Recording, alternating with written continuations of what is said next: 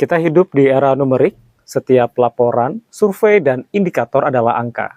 Tapi, apakah kita benar-benar memahami makna di baliknya? Banyak ASN hari ini terjebak dalam tumpukan data, tapi kehilangan arah dari maknanya. Literasi numerasi bukan soal menghitung, melainkan menalar, memahami, dan bertindak berdasarkan data. Saya percaya literasi numerasi tidak harus menakutkan. Melalui gamifikasi, kita bisa menjadikan angka lebih bersahabat. Kita bisa belajar dengan cara yang menyenangkan. Kita bisa belajar juga dengan cara yang fun dan membuat otak kita berpikir aktif.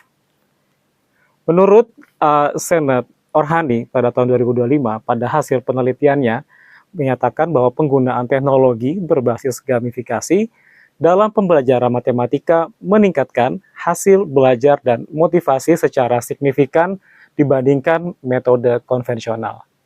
Bayangkan, kita sedang pada babak pertama sebuah gamifikasi pembelajaran, sebuah permainan. Bermain secara berkelompok, lalu kita diberi tantangan dalam menyelesaikan satu output dengan kriteria tertentu.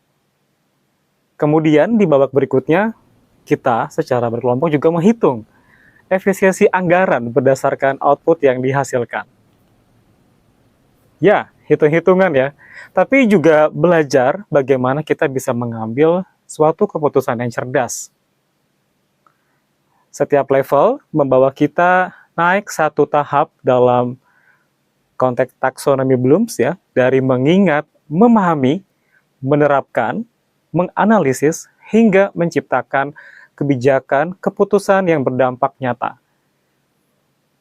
Inilah esensi gamifikasi pembelajaran numerik, di mana kita melatih otak kita, menggerakkan hati kita, dan tentunya merubah perilaku.